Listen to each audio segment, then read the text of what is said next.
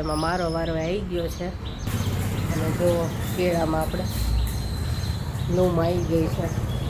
Kevin કંઈક મને ભીંડાનું શાક ખાવાનું મન થયું છે. તાવ આવ્યો છે ને કાંઈ ભાવતું નથી કે પછી એની ગરબાનો ટાઈમ થઈ ગયો છે અને ગરબામાં લઈને જાઉં છું. ગરબા રમવાની અસોરા ત્યાં સોઈ ગઈ નીચે.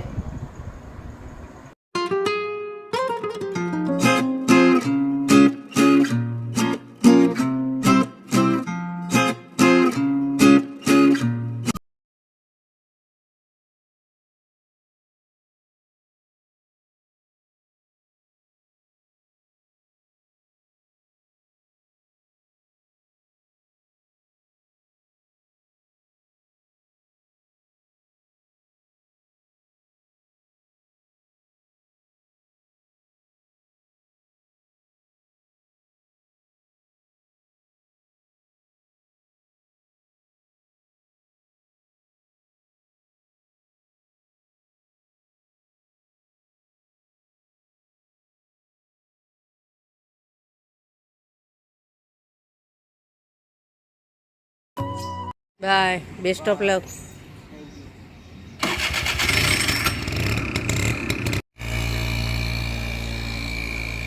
ગુડ મોર્નિંગ, જય શ્રી કૃષ્ણ. કેમ છો બધા?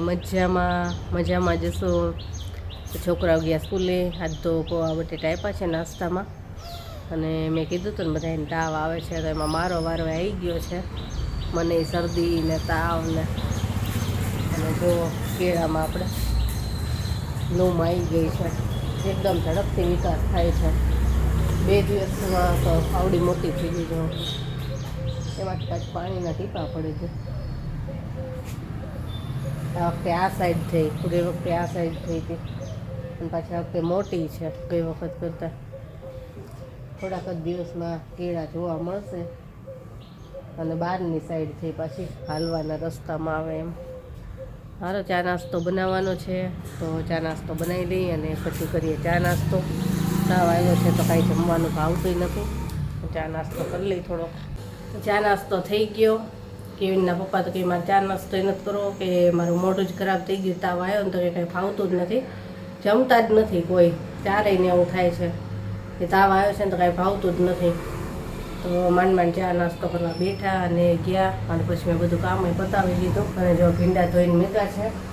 કેવીન કંઈક મને ભીંડાનું શાક ખાવાનું મન થયું છે. તાવ આવ્યો છે ને કાંઈ ભાવતું નથી કે ભીંડાનું શાક ખાવાનું મન થયું છે. તો સારું, તો ભીંડાનું શાક બનાવીને રાખીશ.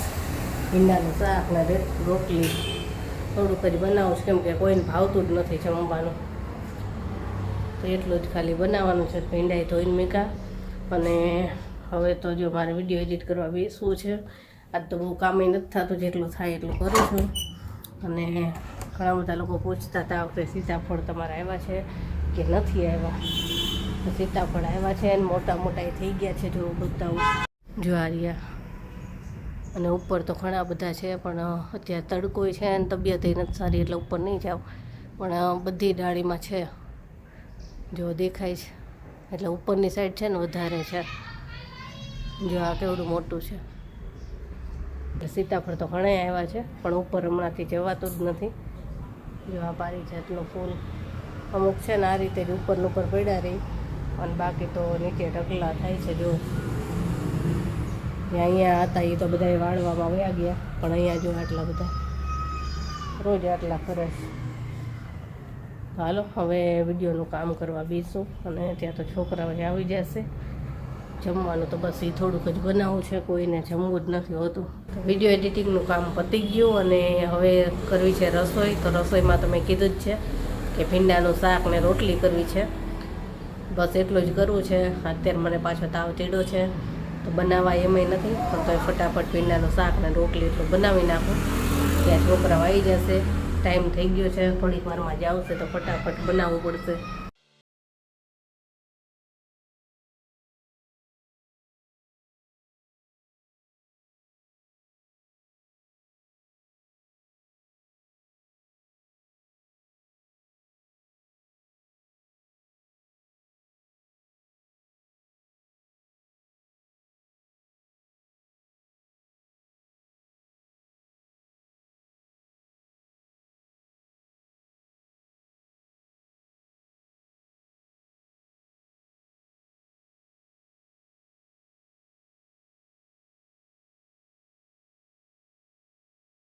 જમવા ભીંડાનું શાક, રોટલી, ડુંગળી અને છાશ એટલું બનાવ્યું છે. માંડ માંડ રસોઈ થઈ. તાવ આવ્યો છે તો ઊભું જ નથી રહેવાતો. શરદી એટલી થઈ, છીકું આવે છે બહુ જ. આલો જમવા છોકરાઓ આવી ગયા. જમી લઈ ફટાફટ અને પછી બપોરે ઘણી વાર દવા લઈ અને આરામ કરું સરખું થાય. આલો જમવા. પછી એની ગરબાનો ટાઈમ થઈ ગયો છે અને ગરબામાં લઈને જાઉં છું. અને આવીને બનાવું છે દાલ ફ્રાય અને ભાત. જેની કે દાલ ફ્રાય બનાવી તો ચાલો હવે આવીને બનાવી દઉં તો ફટાફટ જાઉં છું ગરબામાં. પછી થશે રસોઈ. આંખે લાલ થઈ ગઈ છે.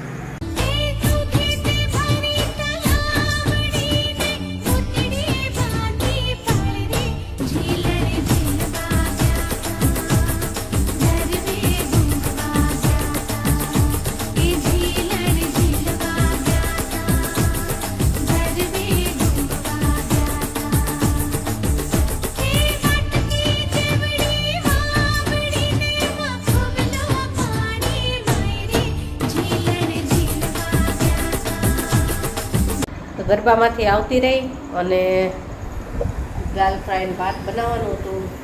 સામને કે ના મેગી ખાવું છે ગરમ ગરમ. જોયા ગરબા રમવાની અસોરા ત્યાં સોઈ ગઈ નીચે. તો કીધું સારું ચાલો સૂપી મેગી બનાવી અને ખીચડી અને લસણ ટમેટાની ચટણી કરી. તો મેગી થાય છે હજી અને ખીચડી થાય છે હજી. ચટણી થઈ ગઈ. થઈ જાય એટલે જમવા બેસવી. બહુ થાકી ગઈ ને એને પાછું માથું દુખાય છે. જો ગરબા રમી થાકી ગઈ અને માથું દુખાય છે. બધાને શરદી ને તાવ છે. ગરમ ગરમ સૂપવાળી મેગી ખાશે તો એને મજા આવે થોડીક. હાલો બની જાય જમવા બેસવી. હાલો જમવા. જો ગરમા ગરમ મેગી બની ગઈ. જેની ખાવાય મેગી. પછી ખીચડી બનાવી છે. ભીંડાનું શાક છે. લસણ ટમેટાની ચટણી છે અને છાશ. એટલું જમવાનું છે. તો બેન આપી દીધું અને હું રાહ જોઉં છું કે એના પપ્પાની. એમને કે પાછળ થોડીક વાર લાગશે તો રાહ જોઉં છું. તો હાલ જમવા. કેવી લાગી મેગી? મજા આવી ને? એને શરદીના કારણે માથું ભારે થઈ ગયું છે. ગરમ ગરમ મેગી ખાશે તો થોડી કેવી મજા આવશે. સારું લાગ્યું? બધાને તાવના કારણે છે ને ગમે તે બનાવીને કંઈ સ્વાદ જ નથી આવતો એવું થાય છે. ભાવતું જ નથી કાંઈ. તો કેવિનના પપ્પા આવ્યા પછી જમી લીધું બધાએ અને અત્યારે ફ્રી થયા. અને વાતાવરણ જો એવું છે એટલી ગરમી એક પારના ઋતુ નથી. બોલો 4-5 દિવસથી એવો બફારો ચાલુ થયો છે એટલે એવું લાગે છે કે વરસાદ પાછો પહેલાં જેવો આવશે. સાવ શાંત વાતાવરણ થઈ ગયું છે. જેને ને પપ્પા તો જમીન સુઈ ગયા. એ વાંચે છે અને હું હવે મારો વિડીયો એડિટ કરવા બેસીશ. અને આજનો વિડીયો આપણે અહીંયા જ પૂરો કરશું. કાલે મળીશું. બાય. Good night.